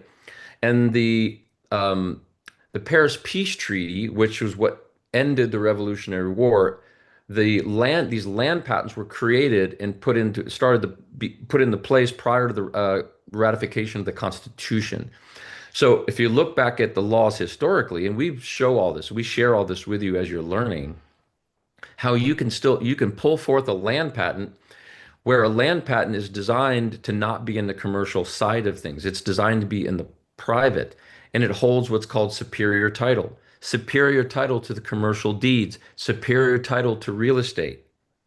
It holds superior title, which means it's not an entity that can be, it's not a piece or a piece of private property that can be taxed or confiscated. And when you establish it the proper way, which we teach you how to pull forth that historic land patent that's lying dormant, and the way that you bring it forth and exercise that authority, then you now are holding your land that's not taxable. It can't be confiscated from the state, the county, or the feds. And the county doesn't have any power to come on your land and tell you what to do, when to do, and how to do it, so long as you're honorable and you're not encumbering upon somebody else's actual natural rights. So there's a lot to learn in this. There's distinctions that are important. And then there's equity. And equity is what I call the great equalizer. So when you're in your process of building your life in the private ledger, you might still have some public affairs that need to be settled. So equity is what I like to say is you put on your bookkeeping hat and you step into the public arena and you settle and close those matters with discharge, and you clean your hands, and then peaceably and non-controversially, you'll come back into the private. So if there's unresolved taxes, if there's whatever is considered a public debt, you can settle and close that matter in full discharge where all parties are left whole. It's not a hack. It's not a trick. It's 100% law. I's dotted, T's crossed. So Equity is a great instrument to clean up your affairs while you're building your life in your private. As you become more sophisticated, then you learn how to navigate events to where you don't necessarily need to express equity in the discharge fashion. You just use it when you absolutely need to. You put on your bookkeeping hat, you go into the public arena, you settle and close the matter, and you come back into the private. So those are the four pathways, the foundation for self-governance. And these are these essential tools for people to learn how to build their life in the private again, to really protect their legacy wealth. And you don't have to be wealthy or rich to start it. You can open a trust and establish a trust with a grain of salt and build your legacy wealth over time that you can pass on with good succession plans. You can pass on your family, your children, your grandchildren, your future children, however it is that you want to design it. But you learn all these things in the Sacred Honor Education Fellowship. A lot to unpack here. And Phil, I don't know if you want to share any more about equity or just kind of wrap it up very briefly, and then we can answer some questions. Yes, I want. Thank you for that, Michael. I want to comment, touch on something that Rhea talked about, how equity is the spirit of the law. That what I remember, I'll recite what I told her the first time that I met her, actually, and I was talking about this, that equity is the spirit of the law, and reason is the soul of the law. So those are two components, and when they dance, you get the perfect marriage of masculine and feminine in the justice system. So reason aligned with equity is the highest form, and they actually call it a ray of white light, and it's in the law books. So that's when we combine those two, and that's the masculine and feminine balance in the justice system, because equity is about fairness, justness, about bringing fair dealings in between all human beings, and it's an energy field. It's an embodiment. This isn't. I'm sure a lot of you have heard of people, sending out pieces of paper and doing this and that. It goes deeper than that. What we're speaking on is an embodiment on a soul level. This is about aligning with this energy field, and it truly is an energy field. And so this is where the deeper spiritual work comes into play with all of this as well. So I just wanted to throw that in there because I love that you brought that up. And when you express equity, you're standing in that ray of white light, and then there's also practical application behind it. But at first and foremost, it's the principles and the inner work that brings you into that state. Yeah. Thank you, Phil, for wrapping that up. So much more to share. I definitely encourage you guys, if you're remotely sparked in this at all, if you're inspired, if you're scratching your head, wonderful. You can just go to sacredhonoref.com, watch Breaking the Spell. It'll probably, I'd imagine, help out a great deal. Some people watch it several times to be able to take it in, but it's there for you to lean into if you desire. And there is a massive swell of people, hundreds of millions, I'm quite certain, across the world that are starting to wake up to what a lot of what Phil and I are sharing. And the world is shifting. There's a great awakening happening. Undoubtedly, it's happening. And what we share is non-controversial. It's peaceable.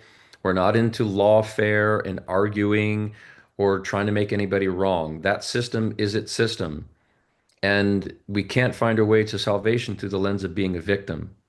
So if we can find ourselves in that centerpiece, then the world will shift much, much faster. So that is our message. A lot more to share, but this is what we're able to kind of bring forward tonight as best we could. A couple of quick questions. Does this work in Canada and other countries as well, or is this United States only?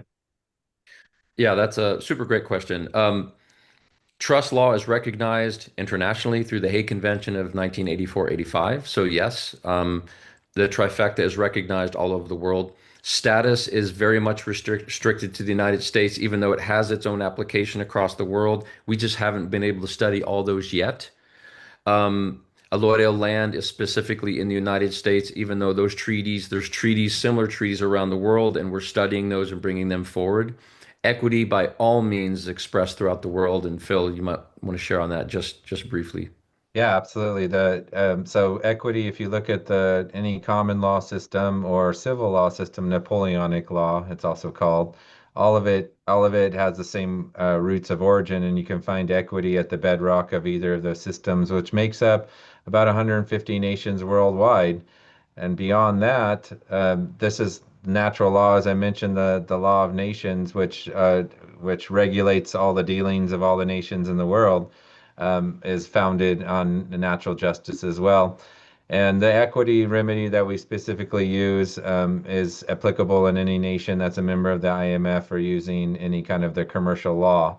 And it's because they all have to agree to certain things to trade together. And so this is right in the thick of it, and it works all over. It's universal, even though slight nuances may alter. The spirit of the law is everywhere.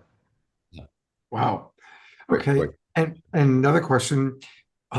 So you've got the alternative to a driver's license.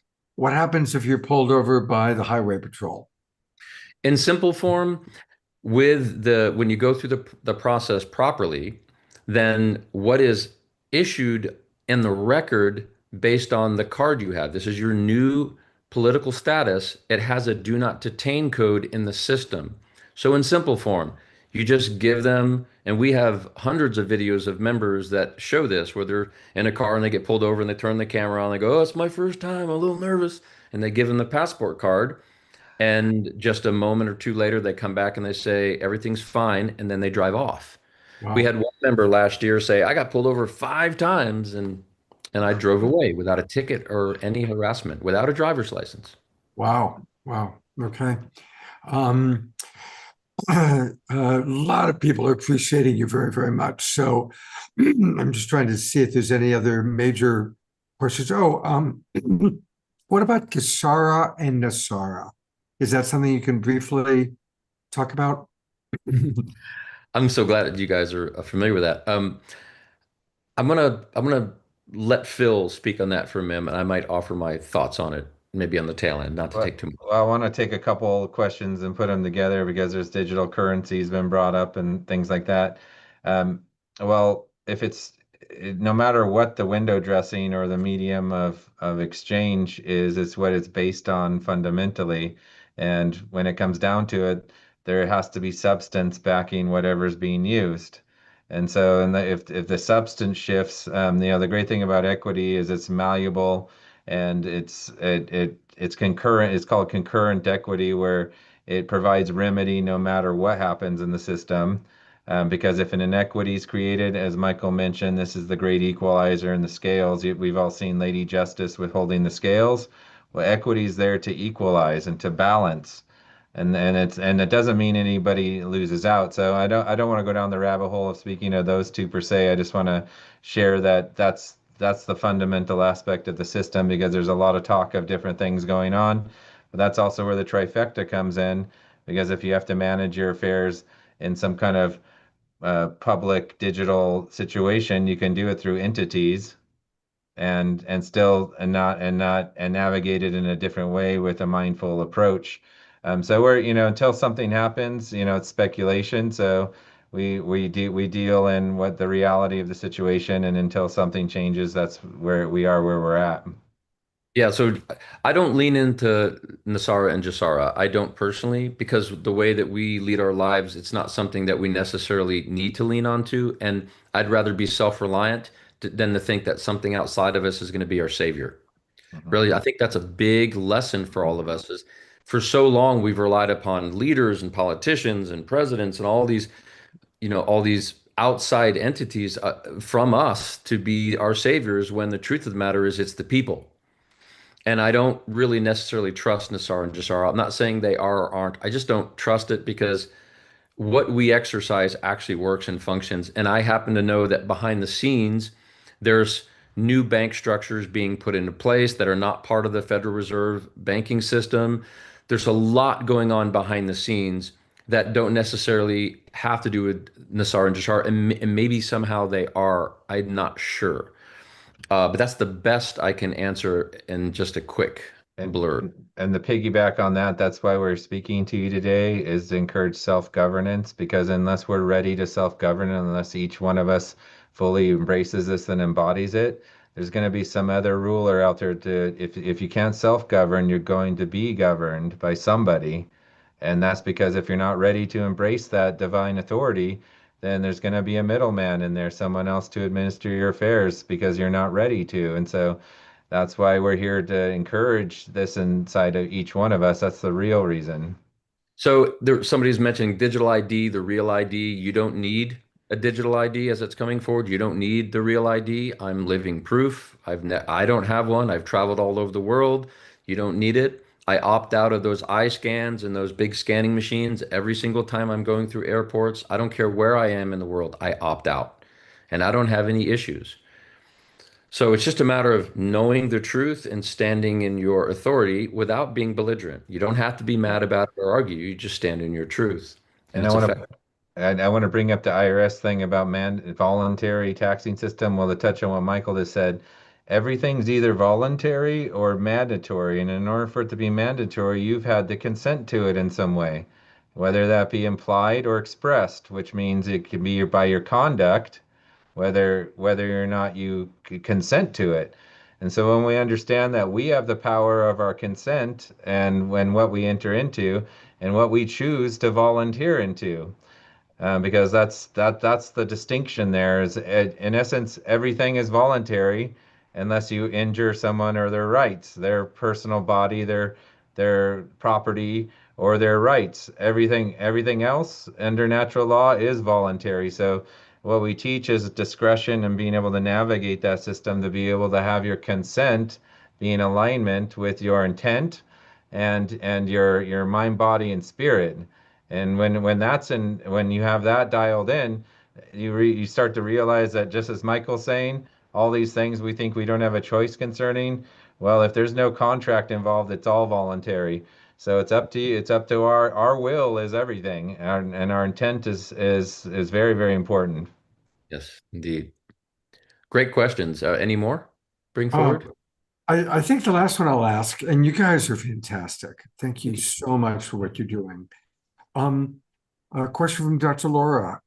Is secession of the states the way out for the masses and the way to allow the federal system to decay more quickly? I love that question. Great question. Well, for one, so as I was saying earlier, I was talking about the corporate United States and its municipalities. So the municipalities are all part of the contractual obligation of that corporate United States, which is only housed in the jurisdiction of Washington, D.C. It's hard to grok that. The republics still exist today. They don't need to secede from a corporate entity because they're already separate. So all we're doing is sharing with people how you can bow out of that system and be people of the soil, be Americans again, people of the soil, all of us, the whole rainbow tribe of everyone, right? So there is no succession that needs to happen. And the fastest way to have whatever construct is in front of us today is by stop participating. It's just like boycotting any business you don't agree with. Yep. If we don't put our energy there and we focus it on building private communities, focus it on our local communities, and focus our energy in those areas, then it'll naturally just take all the energy away from that other entity. And that's the most effective way and peaceful way. We're not revolutionaries, we're evolutionaries. And it's funny when evolution brings us back to where we came from. So we just need, so that's really what this is about. We don't need to change anything except for what's in ourselves. Each one of us has a choice, but it has to come from here. And that's why we're here talking to you today, because that's the answer to that riddle. Yeah, so we don't rebel, we're not revolutionaries, we don't protest, we're not asking them to make any changes in that system. We're just pulling our power back out of that system. And eventually, because I'm not interested in the wars that they create and the wars that they fund and all the genocides and all the stuff that's going on that none of us really agree with, really, if you get to the heart of the matter. But the way that we're taking back our power is by not participating in the ways that they want us to participate. And it's effective. Beautiful, you guys. Absolutely beautiful. I'm going to go to gallery view. Let's all send big love and twinkles and appreciation. A lot of our people have signed up. I know I'm going to sign up.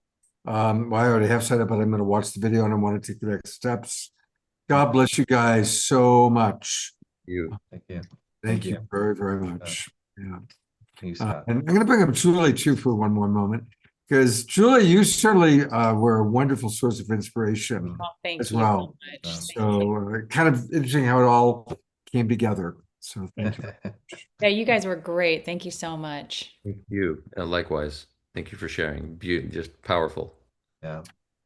We are going to go to Rayamana in a moment, but we still do prayer. That's one of the things we've started doing on the show, is having a prayer every show. And so I'm going to bring Desiree and DR up. And I want to just start off by asking everybody, there's DR, to hold a little special focus for one of our beloved presenters who's been on the show a lot. Anasuya is going through some significant health challenges.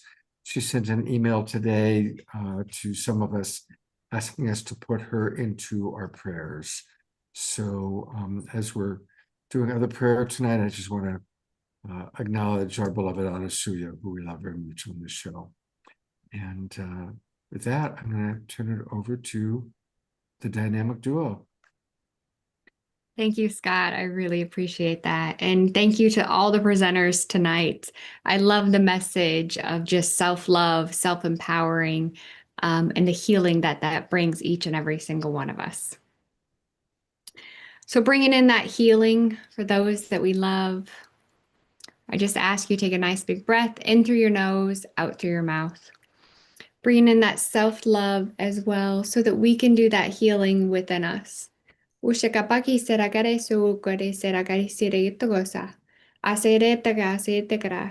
that divine light just flow down our entire being, filling us with that self-love.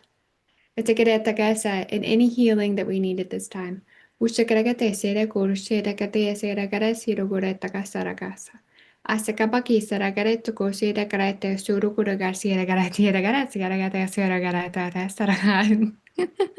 Speaking love into our bodies.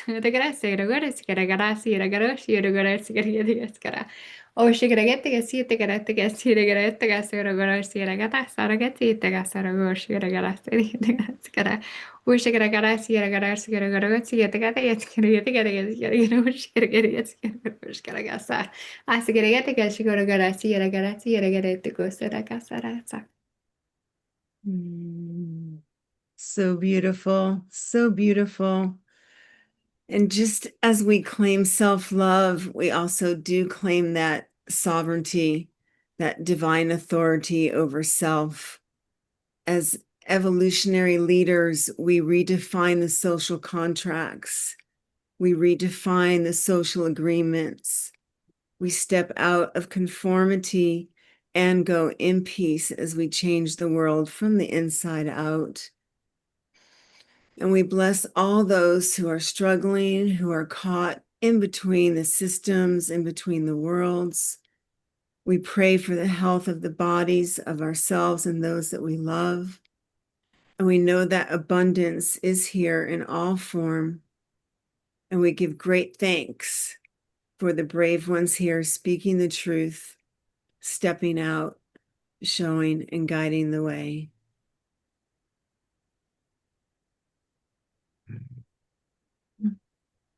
Thank you so much, ladies. Thank you very, very much. I always like to let people know what's coming up on Saturday. Our show is going to be focusing on birthing a new world. And all of our presenters are part of the new generation of leaders of an awakening world. And Tatiana will be our guest musical artist. And that's going to be this Saturday night, Birthing a New World. And then Omoshar will be back next Wednesday. And that's going to be a really cool show. On Wednesday's show, we are going to be learning all about the Pleiades and Arcturus. We've got Viviane Chauvet coming back, our Arcturian hybrid. Eden will be co-hosting. Omoshoro will be back for music. And Marguerite Rigoglioso will be talking about the Pleiades. So we'll be learning about these two star systems and how our galactic family are coming around to support us. So that's what we've got coming up on the show. And to conclude tonight, I am really grateful that Rayamana, how perfect that she's with us on the same night that her beloved Michael was presenting. So, and it looks like we might get a duet, as a matter of fact, as I look. Isn't that something? There we There's a go. scene change. See, you're both wearing similar jackets. Same clothes, different scene. Yeah, there you go. So I'm not fully warmed up. We're just gonna go for it. All right. And so we have a music project together. It's called Song of Songs, and we write devotional music. And it's so much of the work Michael brings forward is to help people understand what they're contracting into and operate in the private, but underlying it is this deep spiritual principle of gnosis, of knowing self. And for me, our life as a human being is really a path of the mysteries. When we can recognize that we're here for a greater purpose and understand how to use our lives, we're born into this life so that we can be born again. We can have a second birth. And that is the awakened life. That's in our full awareness of the truth of who we are and how to anchor in our God consciousness capabilities. And in many religions, Christianity, let's say, there's this idea that there is this one person that could do all these things. But yet Jesus even said, all I shall do, you too shall do, and even greater. So this song we wrote is called Miracle. And it speaks to that notion that we are here, divine beings. And, the work that Phil and Michael are doing are to help us unencumber. It's the same with a true spiritual teacher or a breathwork practice. It's designed to purify, to unencumber us so that we can be in our natural state of connection with Source. So may we all be purified, may we all be renewed and come again into the truth of who we are, and then unite as one human body together as one heart, so that we are heard by the great Mother of the universe and change sweeps over our world, that the breath of the divine sweeps over our world. Mm-hmm. Aho, ashe, amen. Okay, so here we go. Can you hear okay? Yes.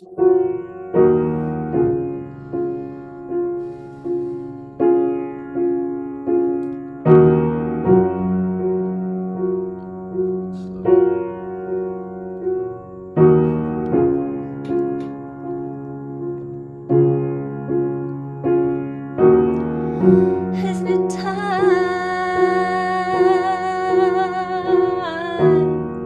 we walk on water again? Bring the dead to life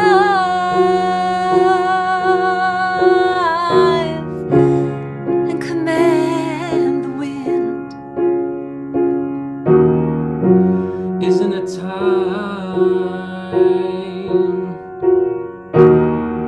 we remember who we are?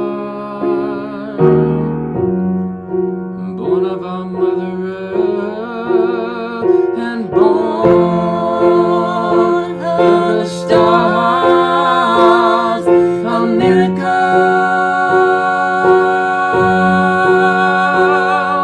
a miracle,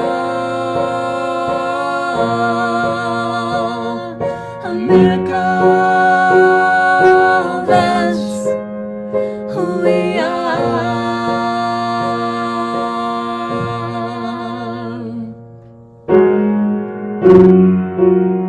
The sun rises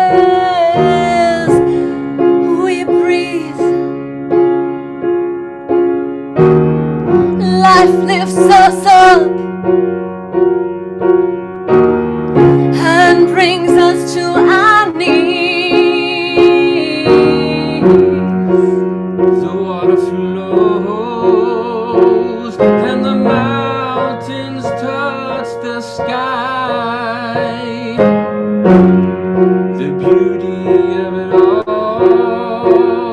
It moves the Most High, a miracle, a miracle, a miracle. That's who we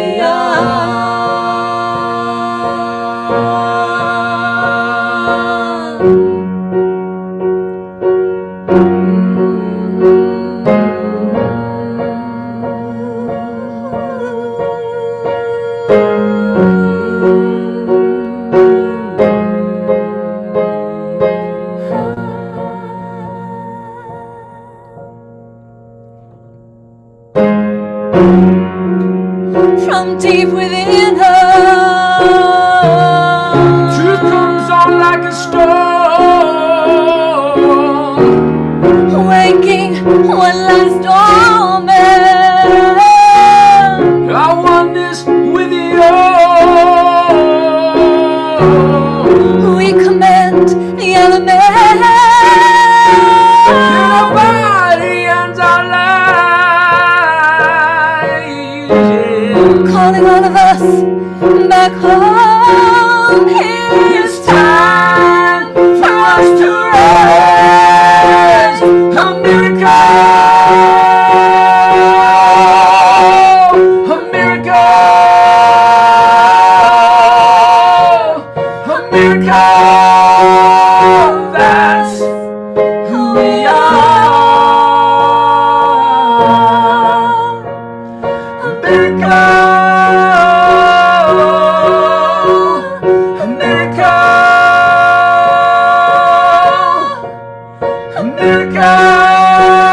That's who we are. A miracle, a miracle,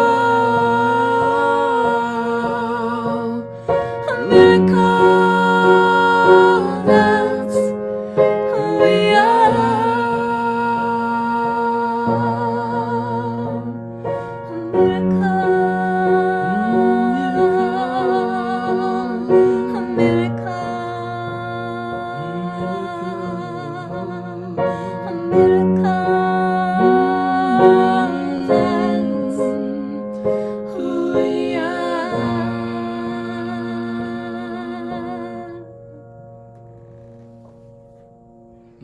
Wow. People loved it. Dr. Laura writes, Ray and Michael, such a beautiful song. You both are miracles. Karen S., great song. Diara, Calling in the Miracles. Susan Woolridge, the dream, you're dreaming the dream coming true. Catherine writes, Heavenly Harmonies. Eleanor Troy writes, this is so very unique and powerful. Beautiful song, beautiful harmony, song bringing tears, and on. They're flooding in. What a hit you guys are. Wow. Thank you. And did it blow out at all? Are we A too little loud? bit. Just a tap. Yeah. Just a tap. But the passion and your passion is just so beautiful. And Thank a you. reminder, everybody, 2 websites, rayamana.com, REYAMANNA.com. And then again, if you haven't already, please go to the sacredhonoref.com, sacredhonoref.com, and join. Clearly, this is the direction for our awakening world. And God bless you both so much. Going to bring up Julie one more time, and Desiree, and Diara, and Phil, all of our friends. I feel like Dorothy at the Wizard of Oz. There we go. Let's thank all of our presenters tonight one last time. Beautiful, beautiful show. Thank you, Scott. And I just want to say that it's really about us walking together in unity. You know, it's the unity of the masculine and feminine. It's finding our way. It's bridging these gaps. It's not buying into any narrative that tells us that we're separate. And so the more we can come together in love with an open heart and choose to lean in, you know, it's we need each other. And in Kabbalah, they say that at the fall of man, we used to be one being, and then we were broken like a strand of pearls cast across the universe. And the great work is the spiritualization of human consciousness. It's the coming back together as that strand of pearls, which is each and every one of us. So it's not how far we go, but it's that we go together. Beautiful. Oh, Rhea, you're on fire. God's blessings, everybody. Thank you so much. Hope to see all of you on Saturday night. Take care, everybody. So much. Blessings. Thank you.